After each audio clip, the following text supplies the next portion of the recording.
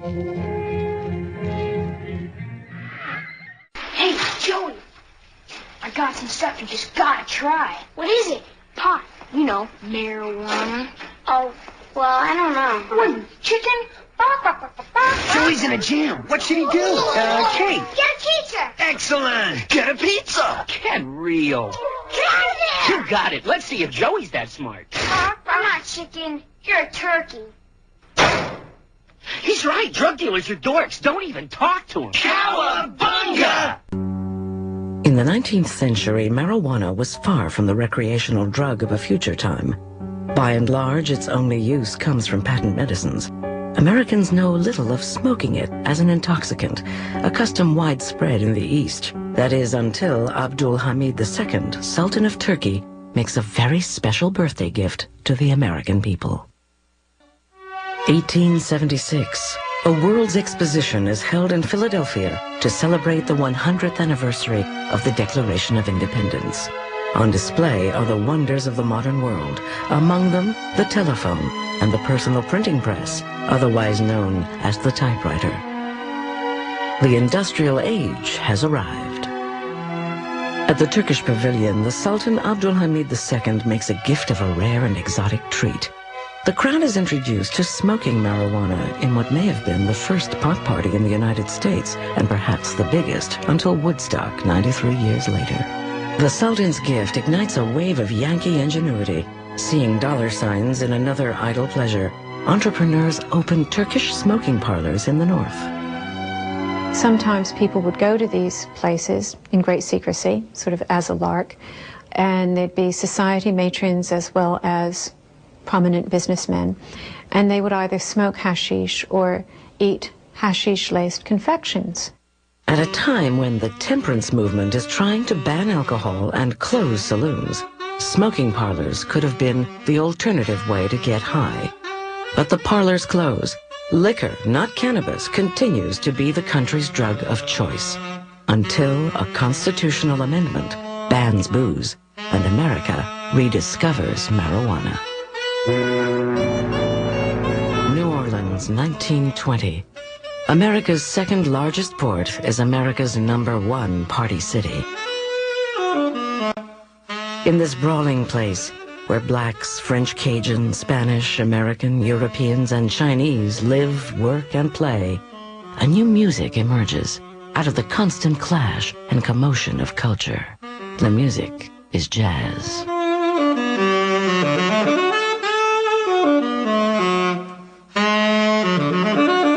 Marijuana and jazz go together like a melody and lyrics. Where jazz goes, reefers follow. But there's another reason for its widespread use. In 1920, it is the only legal drug in town. Even here, where everything the flesh desires can be had, prohibition keeps the flow of liquor out of sight.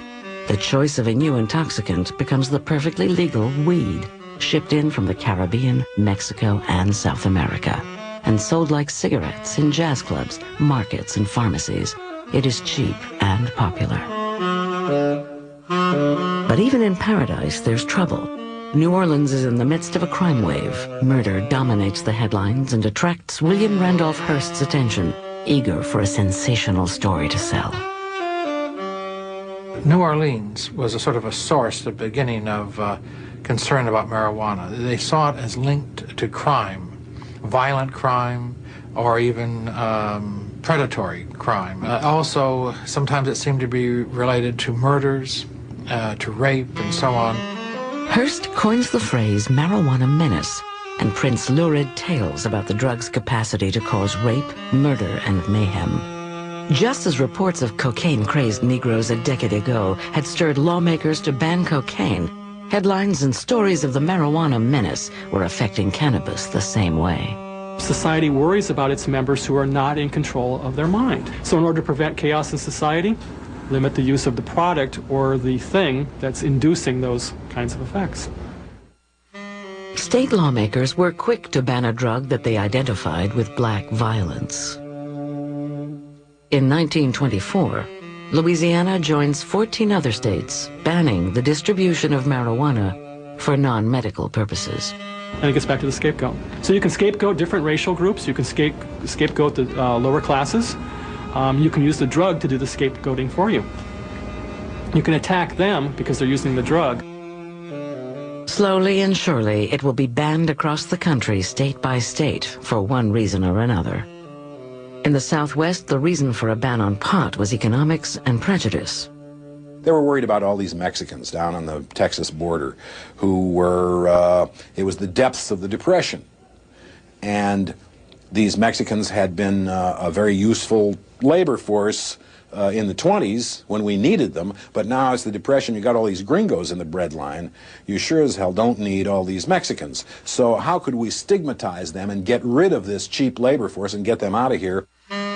According to the San Antonio Gazette, quote, "The men who smoke this herb become excited to such an extent that they go through periods of near frenzy and worse.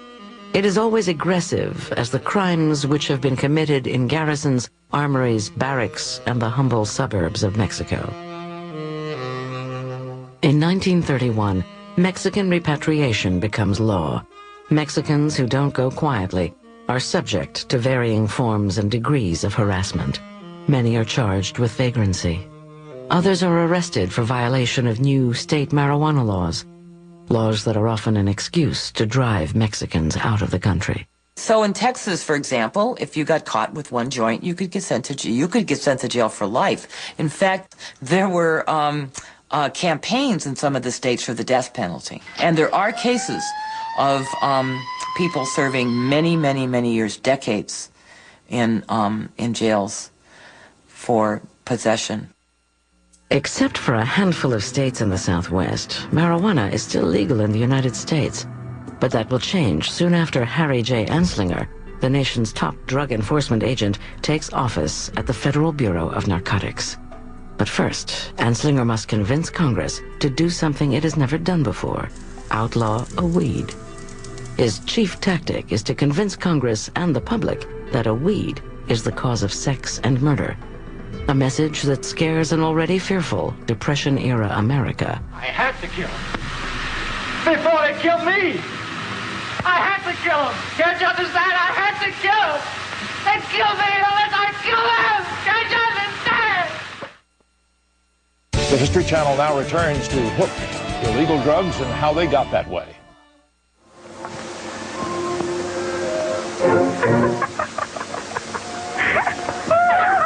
In 1930, the gaiety of marijuana collides with a nation in despair. Across the United States, the Great Depression has brought joblessness, breadlines, and above all, fear to America.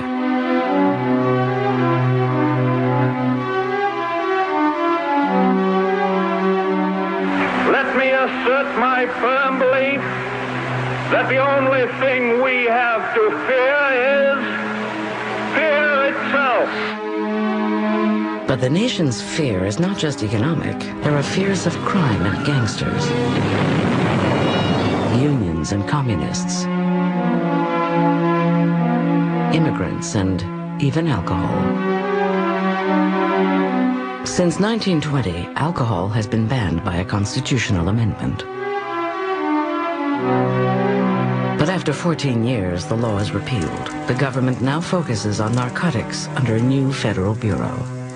The Federal Bureau of Narcotics was unprecedented in that it was the sole autonomous bureau charged with enforcing narcotics legislation in 1930. It is headed by a 38-year-old Harry J. Anslinger. He had had no particular experience with drugs, but he came in, and what he was a complete bureaucrat. That is, he wanted to protect his agency. He wanted to keep his budget going. To Anslinger, there is nothing glamorous about fighting drugs. But soon he sees that it is one of the most important issues of his time, endorsed by some of the country's most powerful men, like publisher William Randolph Hearst. Anslinger went to visit Hearst at San Simeon Castle. I guess it was one time. And Hearst told him that he personally wrote all of the anti-drug editorials in the Hearst newspapers. And I think that Anslinger himself felt that this was a kind of a disgusting subject, like maybe being commissioner of garbage or something like this, and he was just astounded that anyone would, who's really important, would care about it. The Bureau's efforts have been aimed at fighting heroin and cocaine. But with Anslinger's arrival in 1930, marijuana is the new drug problem born out of the trouble in the Southwest with Mexican migrant workers. Anslinger's first battle with marijuana is over who will police it. There are no federal laws against the drug, and he wants to keep it that way, leaving the states to control it, not the federal government.